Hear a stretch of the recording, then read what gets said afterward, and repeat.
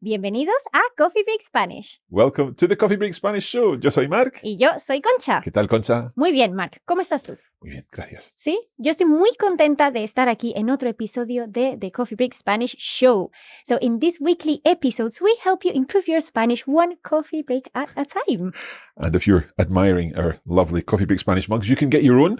There are links beneath this video if you're watching on YouTube, or head to coffeebreakgiftshop.com. I mentioned YouTube. You may well be watching on our YouTube channel. And if so, make sure you subscribe to the channel here on YouTube. Or if you're listening to the podcast version, then make sure you subscribe wherever you get your podcasts. Eso es. Bueno, Concha, ¿qué hacemos hoy? Hoy vamos a hablar de una cosa muy interesante, Marc. We are going to be talking about how to give commands in Spanish. Okay, sounds good. Let's get started. Vamos allá.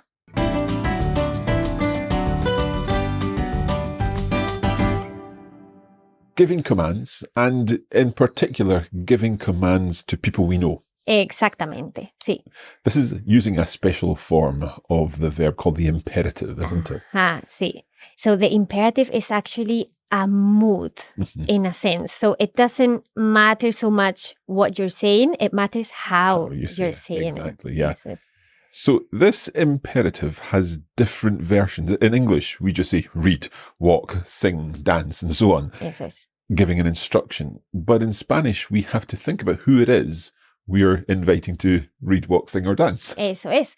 And the good thing is that not all the persons take the imperative, so we don't need to learn that many conjugations. You can't really order yourself to do something, can you? Exacto, yeah, no, it doesn't make sense.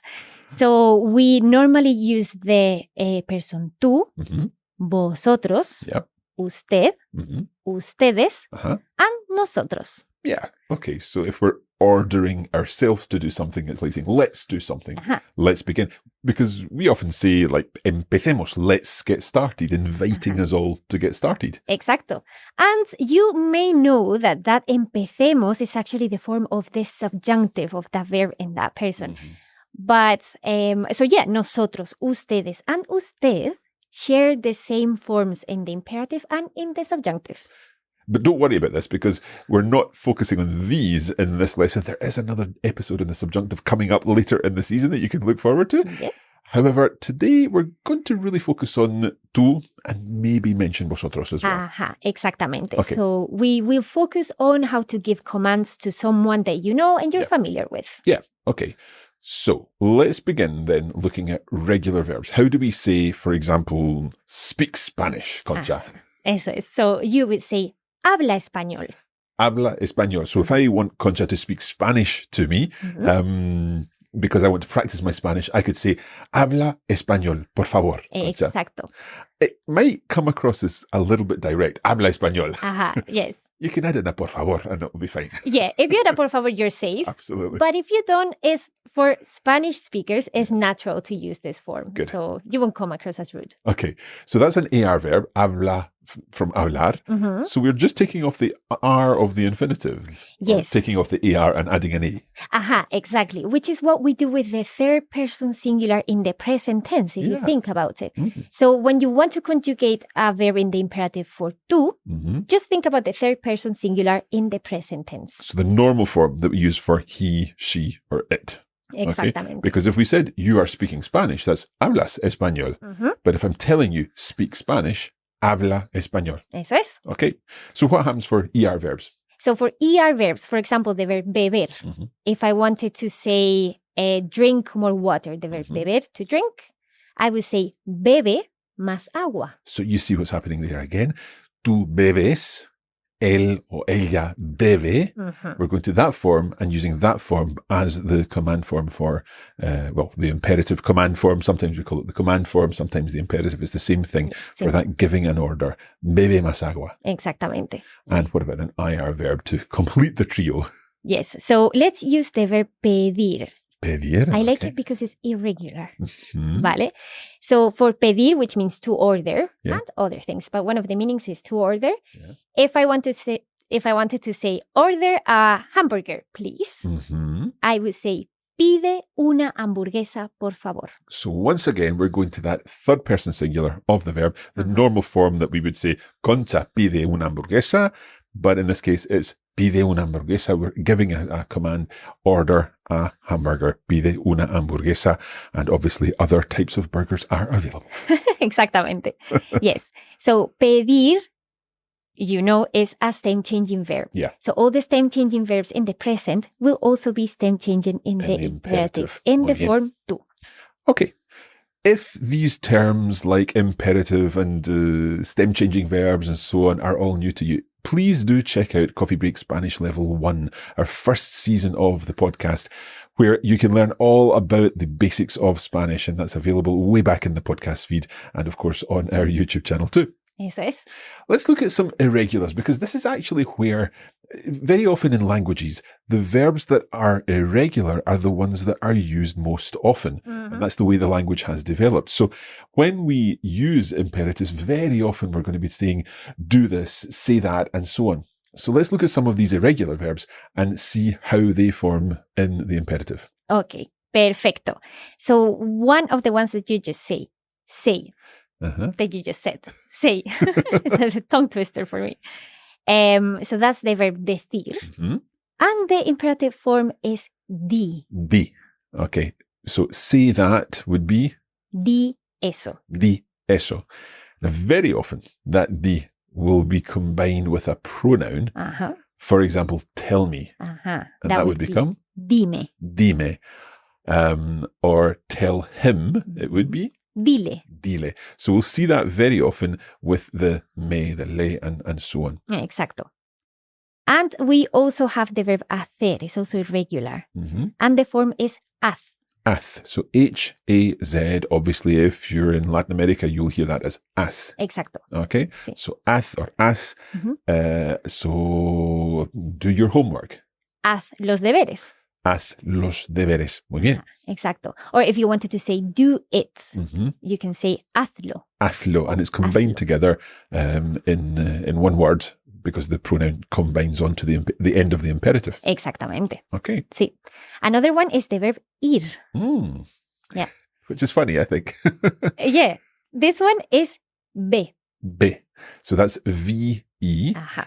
And again, you're less likely to hear that on its own. Yes. But there is a verb that is the reflexive form of ir, irse, which means kind of to go away. Ajá. So if you combine be with the pronoun te, Ajá. the reflexive pronoun te, and we say vete, Ajá. it means go away. Yes, exactly. Go away, please. Eso es. Then we have the verb poner, Mm-hmm. which is quite funny in the imperative form, I find. Yeah. Because it's pon. Pon. So if you were telling your son or daughter to set the table, pon la mesa, por favor. Exacto.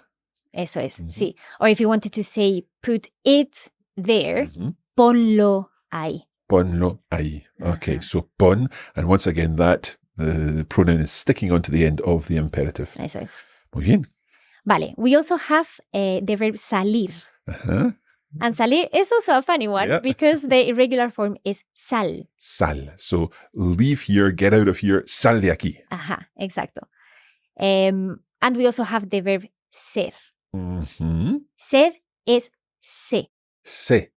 So that's S-E with an accent. Eso es. Se. So we could say be kind. Ajá, eso es. Sé amable. Sé amable. So you're telling someone be kind. It's an instruction, a command. Sé amable. Mm-hmm. Yes, exactly. And if you think about it, it shares the form with sé from I know, lo sé. Uh-huh. So it does share the same form, Yeah. but they mean something entirely different. So both spelled exactly the same, but they mean two different things. So say I know and say be in that sort of sense of be kind. I'm thinking of something that we've done in a previous episode of this season of the show, and that was when we talked about using a different verb to mean to be. Ajá. For example, to be warm, to be cold, to be hungry, and so on. Sí, And that was when we used the verb tener. eso es. And tener has an imperative form as well. Yes, exactly. It's also irregular and it's ten. Ten. So just T-E-N. So if you're wanting someone, for example, to be patient, literally what you're saying is have patience. Exacto. So you would say, Ten paciencia. ten paciencia, ten paciencia. Sí. Muy bien. And we have one more, Mhm. which is the verb venir. Venir, to come. Ajá. And you hear this all the time in Spain. So, for example, if someone is walking the dog and they want to call the dog, they will say ven. Ven aquí. Exacto. Ven aquí. Ven Come aquí. here. So, ven, V-E-N, from the verb venir. Ajá. Exactamente. Okay. Muy bien. So, Mark, how would you say, come here and do your homework? Okay, so let's do this as a translation challenge for our listeners. Okay. I'm going to push the magic 10-second button.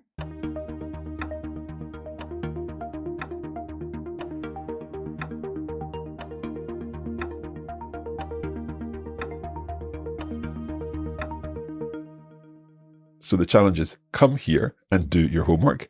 Ven aquí y haz los deberes. Perfecto. Muy bien. It's interesting that in Spanish you say haz los deberes. You kind of know who they belong to, don't you? Yeah, exactly. Come here and do my homework. Yeah, exactly. That's why we tend not to use the haz tus deberes. Tus deberes. Yeah. Okay. So far we've been looking at the singular forms, and there is a plural form for the vosotros part of the verb. Now, obviously, this would be used in Spain, not in most parts of Latin America. Yep. But the vosotros form is actually quite simple. Yep, exactly. So all you need to do is take the infinitive of the verb and change the R to a D. A D. Okay. Yep. So give us an example. Okay, so let's take the sentence that we have just looked at for the translation challenge. So we had come here and do your homework. So that's the verb venir. So if we remove the R and we add a D, that would be venid. Venid. Exacto. So venid aquí, and the same for hacer. Yep. So we remove the R, we add the D, venid aquí and haced los deberes. So venid aquí y haced los deberes. Eso es. I'm going to share a little thought that I've had about this. Vale. Because very often I feel that when I hear a person from Spain saying venid aquí and haced los deberes, that D very often sounds a little bit like an R. Yes. And in fact, some people are saying an R, and it hurts me. Oh, it hurts you. It hurts me a little bit because it's not the form that we consider correct. Yeah. Okay, so actually the form, the imperative form is with a D, but it's easier to pronounce it with an R, and it's easier to link words with an R. That's why sometimes they say venir aquí, which in reality they're using the infinitive. So it doesn't make sense. But we do hear it a lot. Yeah. So if you do hear that, don't worry, you're right, they're wrong. Exacto. There is, I mean, I suppose R's and D's kind of happen in the same part of your mouth anyway. So there's a link there in a sense. Okay. Anything else that we need to consider in this episode, Conta? Yes, we have touched on this topic a little bit already, but I want to emphasize how to use the imperative with pronouns. Yeah, this is important. Yeah, especially because in Spanish we have so many reflexive verbs and we use pronouns as much as we can. So it's good to get used to using them with the imperative as well. So if you remember correctly, Mark, we added the pronoun at the end of the verb. And joined together, so it becomes one word, yeah? Exacto, yes. So sometimes that gives a situation where an accent has to appear. Yeah. So the reason for this is because typically when you have a Spanish word, typically that Spanish word, unless it's got an accent in it, is pronounced on the second last syllable, particularly like a verb like compra, for example. Eso es. So yo compro, tú compras, él compra, ella compra, nosotros compramos, and so on. So each one of those, the accent is happening on the second last syllable. Eso es, sí. So when we add the pronoun, the stress of the word can't change. Okay, we keep it there. And because of the accent rules and just to make sure that we know how to stress the word, we put the accent. So see, if I said buy a shirt, compra una camisa, but then I replace that una camisa by a pronoun, how would that word be? So the una camisa would be replaced by it, meaning la in Spanish. So la standing for the camisa. So we'd be saying cómprala. But if we think about how that's written, it's one word and it's got 3 syllables.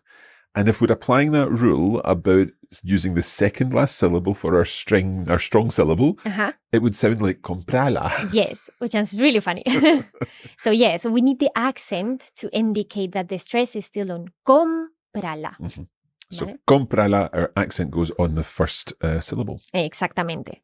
So we could make this a little bit more complicated Okay. if we said, buy a shirt for Jorge.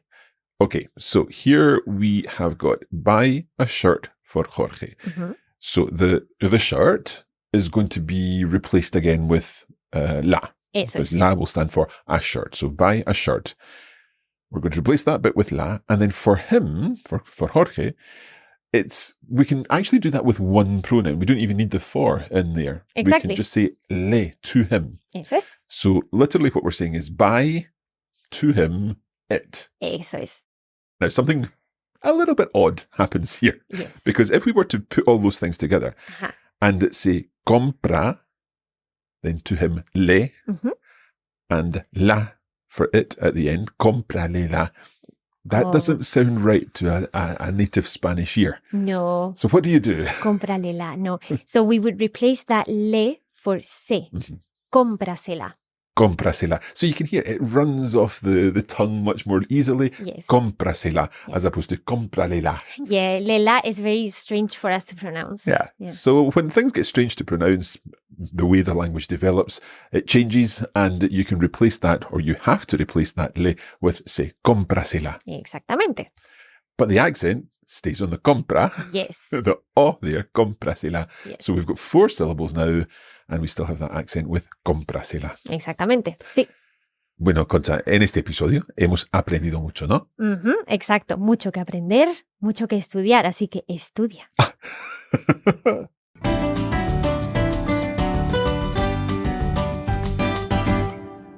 We hope that you have enjoyed this lesson. And as Concha said, estudia. I'm talking to you. Exactamente. Yes. But if you need help estudiando, then we have got a blog article which will help you with all of the examples written down, and you'll see some further explanations of how the imperative works in the tú form and a little bit of the vosotros form too. Ujú, exactamente. And if you need more help with your Spanish, you can sign up to receive our free email lessons just visiting coffeebreaklanguages.com/Spanish. And yeah, just look out for the next mini lesson in your inbox. Perfecto. Pues muchas gracias otra vez. Gracias a ti. Y gracias a vosotros. Eso es. Y hasta la próxima. Happy coffee breaking.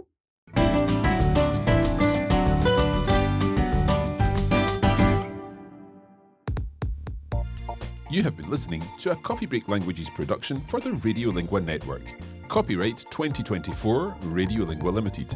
Recording copyright 2024 Radiolingua Limited. All rights reserved.